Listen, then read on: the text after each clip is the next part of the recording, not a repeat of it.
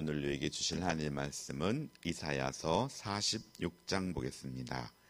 이사야서 46장 1절부터 13절까지입니다. 제가 갖고 있는 성경으로 구약성경 1024페이지입니다. 같이 천천히 우리 합독하겠습니다. 벨은 엎드러졌고 느보는 구부러졌도다. 그들의 우상은 짐승과 가축에 실렸으니 너희가 떠매고 다녔던 그것들이 피곤한 짐승의 무거운 짐이 되었도다. 그들은 구부러졌고 그들은 일제히 엎드러졌으므로 그 짐을 구하여 내지 못하고 자기들도 잡혀갔느니라. 야곱의 집이여 이스라엘 집에 남은 모든 자여 내게 들을지어다. 배에서 태어남으로부터 내게 안겼고 태에서 남으로부터 내게 업힌 너희여, 너희가 노년에 이르기까지 내가 그리하였고 백발이 되기까지 내가 너희를 품을 것이라. 내가 지었은즉 내가 업을 것이요 내가 품고 구하여 내리라. 너희가 나를 누구에게 비기며 누구와 짝하며 누구와 비교하여 서로 같다 하겠느냐. 사람들이 주머니에서 금을 쏟아내면 은을 저울로 달아 도금장이에 주고 그것으로 신을 만들게 하고 그것으로 엎드려 경배하며 그것을 들의 어깨에 매다가 그의 처소에 두면 그것이 서 있고 거기에서 능히 움직이지 못하며 그에게 부르짖어 능히 응답하지 못하며 고난에서 구하여 내지 못하느니라. 너희 배역한 자들아 이 일을 기억하고 장보가 되라. 이 일을 마음에 두라. 너희는 옛적 일을 기억하라. 나는 하나님이라. 나 외에 다른 이가 없느니라. 나는 하나님이라. 나 같은 이가 없느니라. 내가 시초부터 종말을 알리며 아직 이루지 아니한 일을 옛적부터 보이고 이르기를 나의 뜻이 설 것이니 내가 나의 모든 기뻐하는 것을 이루리라 하였노라. 내가 동쪽에서 사나운 날짐승을 부르며 먼 나라에서 나의 뜻을 이룰 사람을 부를 것이라. 내가 말하였은즉 반드시 이룰 것이요 계획하였은즉 반드시 시행하리라. 마음이 완악하여 공의를 멀리 떠난 너희여 내게 들으라. 내가 나의 공의를 가깝게 할 것인즉 그것이 멀지 아니하나니 나의 구원이 지체하지 아니할 것이라. 내가 나의 영광인 이스라엘을 위하여 구원을 시온에 베풀리라. 아멘. 네, 오늘은 업고 품고 구하여 내리라 라는 제목으로 말씀을 전하겠습니다. 하나님은 바벨론 우상을 파멸을 예고하고 유다의 구원을 약속하시면서 공의롭지 못한 자기 백성을 구원하시는 것이 자기의 공의라고 선언하고 계십니다.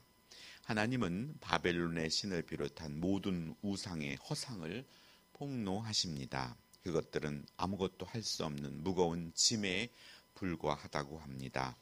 하나님께서 바벨론의 신들 벨과 느보를 조롱하십니다.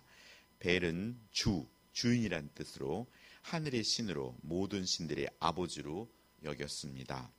느보의 신은 수호신 마루둑의 아들로 문자적으로는 대변자, 말하는 자인데 지혜와 문학을 관장하는 신이었습니다. 이 신들은 자기들을 숭배하는 자들을 구해내지 못하며 또 자기들 자신이 사로잡혀 가는 곳조차 막을 수 없는 것들입니다. 모든 신들은 하나님의 피조물들을 가지고 만들어 놓은 신들입니다.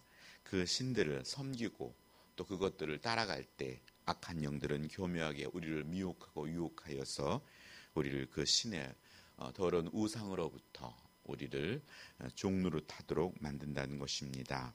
숭배자들이 지켜주기는커녕 보호받아야 했고 짐이 될 뿐이었습니다. 실제로 천주교에 믿는 사람들은 각 집마다 큰 성당에 있는 마리아 상과 또 예수님 상과 그런 상들을 놓고 그들에게 그것들이 하나님인 것처럼 그렇게 모시고 있는 걸 볼 수 있습니다.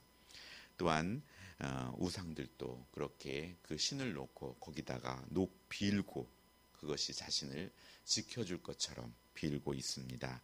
이것은 얼마나 어리석은 것임을 하나님은 다시 한번 우리를 깨우치게 합니다. 이스라엘 백성이 하나님의 능력을 불신하고 의심했을 뿐 아니라 당신을 우상과 같은 수준으로 여기고 심지어는 그것보다 못한 존재로 취급했기 때문입니다. 하나님이 함께 하시는다는 사실을 망각한 이스라엘 백성은 바벨론의 번영이 그 나라의 우상들에 의한 것이라고 여겼다는 것입니다. 하나님이 이처럼 신랄하게 우상을 고발하는 이유는 자기 백성의 마음을 우상에게 빼앗기지 않기 위함이셨습니다. 오늘날도 많은 사람이 돈과 쾌락과 성공과 권력 등의 우상으로 삼아 그것을 자기를 구원할 것처럼 살아갑니다. 일시적인 영화에 미혹되어서 끝까지 하나님의 섭리를 기다리지 못하면서 나타나는 모습입니다. 믿는 이조차도 믿다가 세상이 따라서 세상으로 나아가는 경우가 많이 있습니다. 또 우리들의 자녀들도 그 품에 있을 때는 부모님을 따라 신앙생활을 하지만 또 그가 성이 되어서 주님의 품을 떠나는 자들도 많이 보게 됩니다. 더러운 영은 우리가 하나님보다 마음을 쓰는 것을 통해서 우리를 미혹하고 또 벗어나지 못하게 하고 결국은 그들의 종으로 삼게 되며 악한 도구로 삼게 됩니다. 거기에 길들여진 영혼들은 좀처럼 그 약한 영의 품에서 나오기가 쉽지 않습니다. 그렇기 때문에 복음을 전하는 일과 그들을 섬기며 주님의 그 사랑을 우리의 삶을 통해 나타내 보여주고 우리의 삶을 통하여 그의 마음이 하나님께서 움직여 주시지 않는다면 그들은 좀처럼 그 악한 영의 품에서 나오기가 쉽지 않기 때문입니다. 하나님은 우리가 속지 않도록 우상의 무상함을 지속해서 말씀해 주시고 있습니다. 반면에 하나님은 부모의 마음으로 자녀를 사랑하듯이 한다고 오늘 말씀합니다. 숭배자가 업고 다니며 보살펴야 하는 우상과는 달리 자기 백성들을 그들의 평생 동안 안고 업고 품어 구원하신다고 말씀하고 있는 것입니다. 하나님은 내가 생겨나기 전에 나를 아셨고 또 내 삶을 예비하셨습니다. 적신으로 날 때부터 또 백발이 되기까지 이스라엘을 안고 다니셨습니다.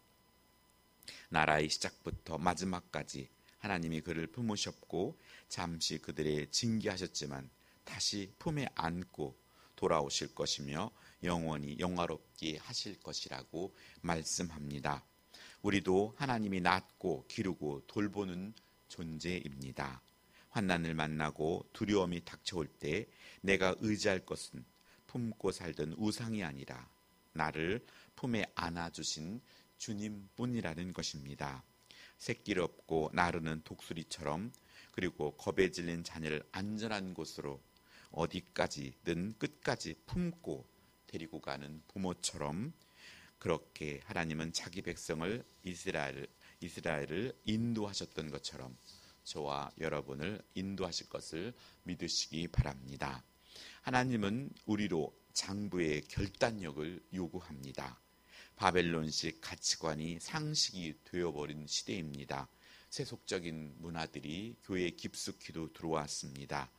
교회 안에도 경쟁과 자신을 알아달라는 그런 세상적인 성공의 가치 기준이 교회에 들어와서 하나의 지체의 역할을 온전히 감당하지 못하고 오히려 능력 있는 자들, 목소리 큰 자들이 인정받는 시대가 되어갑니다.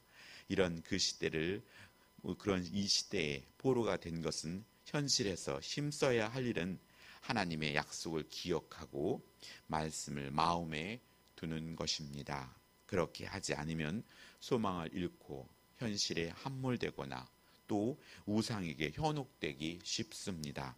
우리는 우상의 유혹이나 신앙의 위기를 당할 때 주저하지 말고 담대하게 하나님이 원하시는 것을 선택할 수 있어야 합니다. 다니엘은 어린 나이였지만 그가 우상의 재물을 먹지 않겠다고 뜻을 정하였던 것처럼 오늘 하나님께서는 사나이 장부의 결단을 필요로 한다고 말씀합니다. 말씀을 펴서 하나님의 역사를 기억하고 또 약속을 믿으며 명령에 순종한 것이야말로 불의한 시대를 사는 그리스도인이 강하고 담대해지는 것입니다. 오늘 9절로 11절은 계획하고 말씀하신 바를 반드시 시행하신다고 말씀합니다. 당시 상황에서 유다가 바벨론에서 벗어난다는 것은 불가능해 보였습니다. 오늘 우리들도 이 코로나 상황이 언제 끝날 것인가, 이 변이가 언제 끝날 것인가, 또 코로나가 끝나면 또 다른 것이 예고될 텐데, 하지만 하나님께는 불가능한 것이 없다는 것입니다. 그렇기 때문에 우리는 소망 중에 인내하며 하나님의 긍휼하심을 우리는 끝까지 구하는 믿음의 자녀들이 되어야 합니다. 하나님은 예고하신 대로 동쪽에서 사나운 날짐승 고레스를 통해 그들을 구원하셨듯이 하나님은 놀라운 방법으로 하나님의 일들을 이루어 가십니다. 모든 성도를 구원해 주시기 위해서 창세전부터 예비해 두신 예수 그리스도를 구속주로 우리에게 보내주셨습니다. 주님을 기대했지만 주님이 정작 오셨을 때 그를 알아보는 이는 몇몇 되지 않았습니다. 이렇 하나님은 당신의 하는 일들은 숨겨져 있지만 오늘 그 속에서 하나님의 놀라운 역사들이 운행하고 있다는 사실입니다. 하나님이 전능하시고 신실하시기에 현실의 어떠한 상황 가운데에서도 말씀은 이루어질 것을 믿으시기 바랍니다. 오늘 12절로 13절에 하나님께서 구원받을 자격이 전혀 없는 완악하고 공의에서 멀리 떠난 자들을 더러 이제는 완고함을 버리고 이제 구원의 초청을 받으라고 말씀합니다. 이사야를 통한 이 하나님의 구원의 선포는 세례 요한과 예수님을 통한 회개하라 천국이 가까워 왔느니라 라는 말씀과 많이 닮았습니다. 진정 오늘 우리는 회개해야 우리의 삶 가운데 앞으로 우리가 누릴 그 천국과 이 땅의 삶, 하나님의 임재와 성령이 역사하시는 일들은 우리의 죄악의 자리에서 참 회개를 통한 하나님의 누림입니다. 공의롭지 못한 우리에게 자기의 구원과 자기의 영광을 베푸시고 이를 가리켜 자기의 공의라고 말씀하십니다. 아무리 못난 자식이라도 끝까지 사랑하는 것이 부모의 도리인 것처럼 하나님의 공의는 관계에 기초하고 있습니다. 꾸준하게 자녀를 사랑하시고 잘못했을 때 훈계하시고 또 안타깝게 회개하며 회개를 촉구하고 눈물을 흘릴 때 다시 한번 그 질책에서 돌이키시고 또 품에 안으시며 우리를 구원하시는 그 하나님을 기대하며 우리는 나아가야 합니다. 그래서 하나님의 궁극적인 공의의 언약으로 부르신 자기 백성을 처벌하는 것이 아닌 구원하는 것으로 나타나게 됩니다. 하나님은 이스라엘에게 믿음을 요구하십니다. 하나님의 모든 약속들에는 믿음이 전제됩니다. 두려워하지 말아야 하고 놀라지 말아야 합니다. 하나님께서 나의 하나님이시고 나를 굳세게 하시고 도우실 것이고 하나님의 의로운 오른손으로 붙들어 줄 것을 믿고 멀지 않은 구원의 날을 기대하는 마음으로 오늘도 소망 중에 인내하며 우리의 이웃들에게 위로를 주는 하나님의 평안을 주는 하나님의 복된 자녀로 승리하는 귀한 날 되기를 예수님의 이름으로 축원합니다. 기도하겠습니다. 하나님 아버지 감사드립니다. 우리가 살아가며 이 어려움과 힘든 것이 언제 끝날 것인가 우리가 막연하게 기대할지라도 하나님께는 모든 것이 계획 중에 있고 먼저는 우리 사랑하는 하나님의 자녀가 어떻게 반응하에 따라서 그것이 당겨질 수도 있고 또 멀어질 수 있음을 기억하며 아버지 현실에 답답해도 한결같이 우리를 품에 안고 사랑을 주시는 주님을 우리도 한결같이 의지할 수 있는 믿음을 허락하여 주시옵소서.